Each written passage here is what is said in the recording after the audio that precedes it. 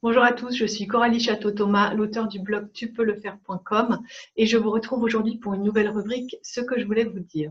Aujourd'hui, je vous parle d'amour, de la loi d'amour qui fait partie des lois universelles. Et qu'est-ce qu'une loi universelle? C'est comme la loi d'apesanteur ou la loi de gravitation, c'est-à-dire que si je fais tomber quelque chose, cette chose va rejoindre la Terre. Donc les lois universelles, c'est quelque chose auquel on est tous soumis. Ce sont des lois qui régissent la vie, la nature, et dont on fait partie, mais malheureusement, on n'en est pas assez conscient, on ne sait pas les nommer, on ne sait pas comment elles fonctionnent, et on a besoin de petites précisions par rapport à ça, notamment sur celle de l'amour, puisque c'est la première de toutes ces lois universelles dont découlent toutes les autres. Donc, qu'est-ce que la loi d'amour?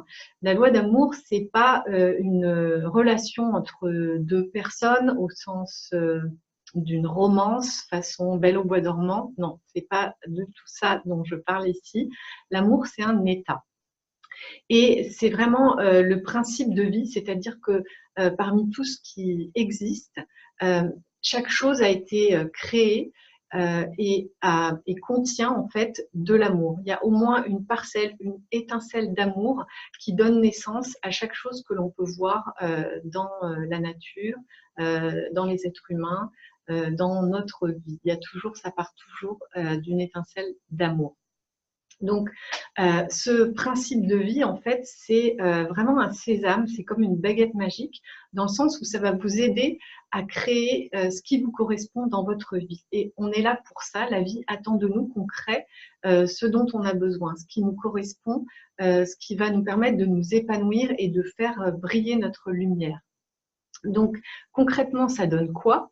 Dans un premier temps, vous pouvez commencer par identifier ce qui vous anime, c'est-à-dire ce dont ce dont vous rêvez de vivre, ce que vous voulez vivre au plus profond de vous, d'identifier cette chose ou ces choses, parce que ça peut être un ensemble de choses, de les identifier et de bien considérer ce que je viens de vous dire, c'est-à-dire que vous le méritez, vous êtes là pour ça et la vie va pourvoir à vos besoins si vous écoutez ce qui vous anime, tout simplement.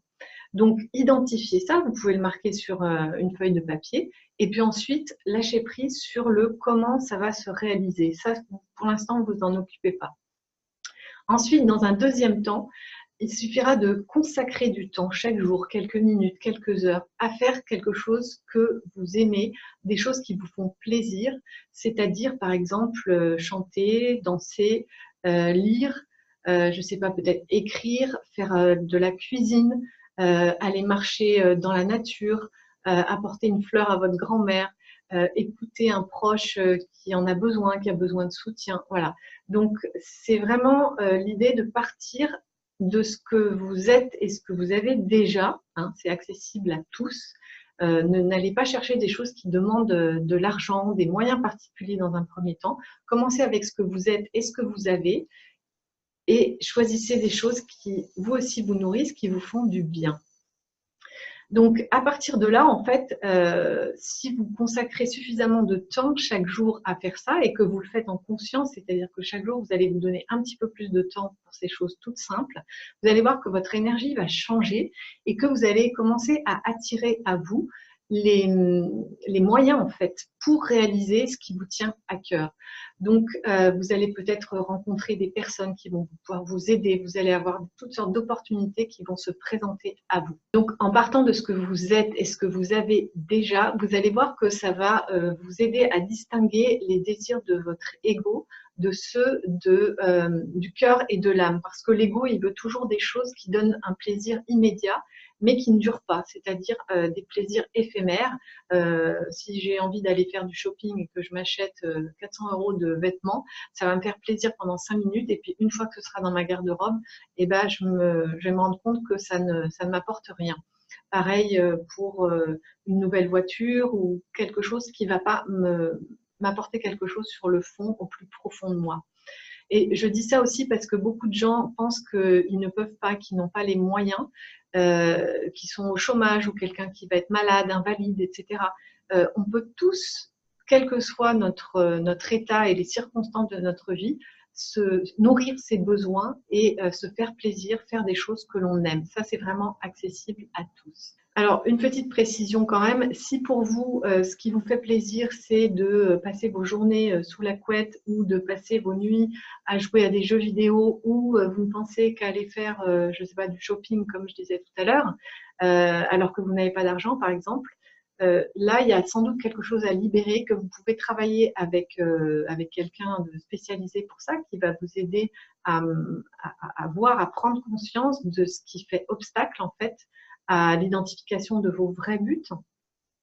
Et ensuite, ça va vous permettre de sortir de cette situation de fuite pour vous concentrer sur ce qui vous nourrit réellement au quotidien et que vous allez pouvoir ensuite pratiquer. Voilà, donc l'idée, c'est vraiment de pouvoir écouter son cœur et d'être fidèle à soi-même, d'accepter de vivre sa vie telle qu'elle est, quelles que soient les circonstances actuelles. Vous pouvez tout transformer simplement grâce à cette loi d'amour. Et encore une fois, hein, les réponses vont arriver au fur et à mesure. Vous n'allez pas tout avoir d'un seul coup. Ça va se présenter. Il faudra simplement y être attentif et réceptif. Et les opportunités et les rencontres vont également se manifester pour vous. Alors, j'aimerais vous donner quelques exemples parce que je concrétise ça dans ma vie depuis pas mal d'années. Au début, je ne savais pas que c'était la loi d'amour. Et puis ensuite, lorsque j'ai compris comment ça fonctionnait, ben, j'ai pu l'appliquer en conscience et évidemment, ça change tout. Donc, un de ces exemples, lorsque j'étais encore étudiante, je devais faire un stage et j'ai fait mon stage dans une compagnie aérienne. Et cette compagnie m'a dit, écoutez, vous êtes jeune, vous êtes étudiante, on ne peut pas vous rémunérer. Et moi, à l'époque, j'avais choisi une compagnie aérienne parce que je rêvais de voyage, je rêvais d'aller découvrir de nouvelles cultures, de rencontrer des gens, d'aller visiter de nouveaux pays, paysages, etc. Ça m'animait vraiment. Et j'ai demandé donc à cette compagnie aérienne s'ils ne pouvaient pas me donner de compensation financière, d'au moins de me donner un billet d'avion.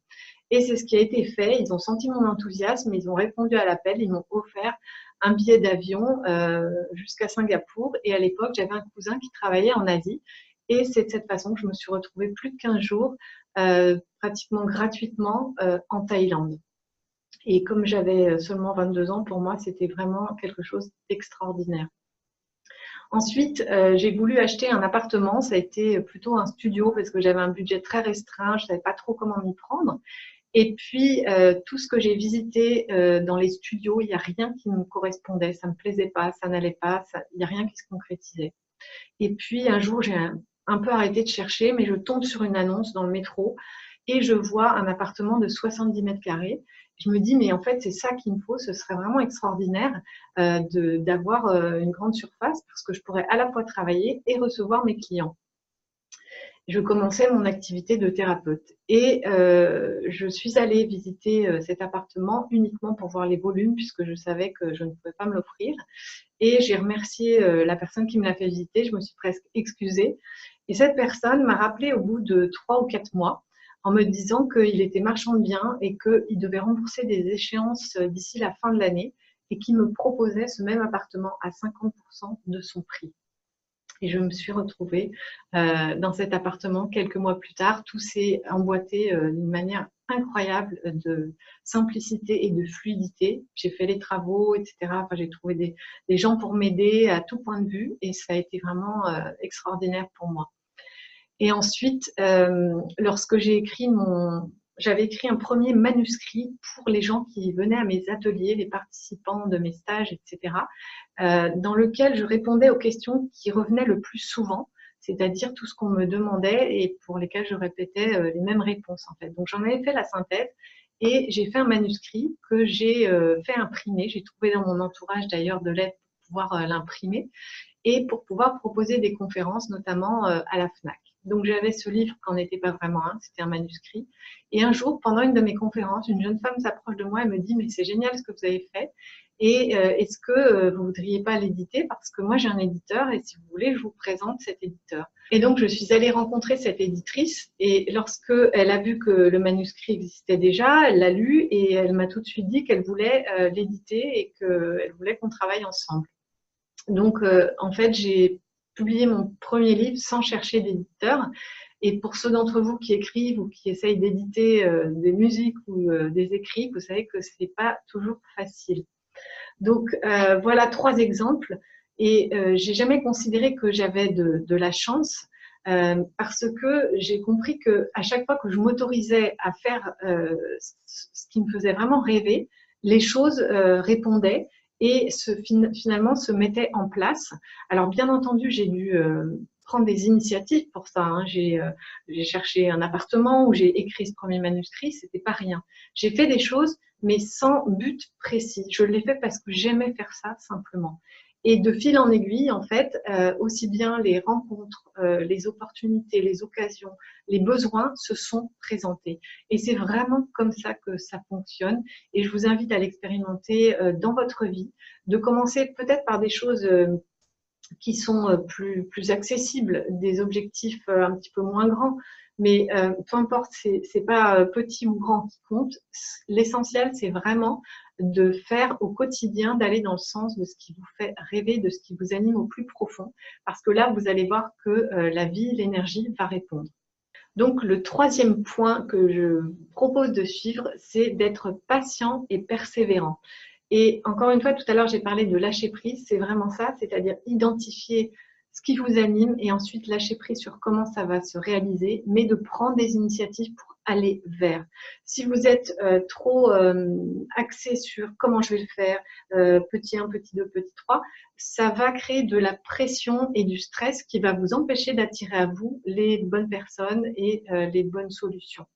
Donc, persévérance et patience, le temps n'importe peu, ce qui compte, c'est que vous puissiez vous épanouir et vivre ce qui vous correspond. Et donc, pour ça, le principal, c'est de consacrer le plus de temps chaque jour, le plus de temps possible à ce qui vous anime, à ce que vous aimez faire, encore une fois, les choses les plus simples. Voilà pour cette loi d'amour. Vous pouvez me laisser des commentaires juste sous la vidéo et sinon, je vous invite à me retrouver sur mon site tupeuxlefaire.com. À très bientôt.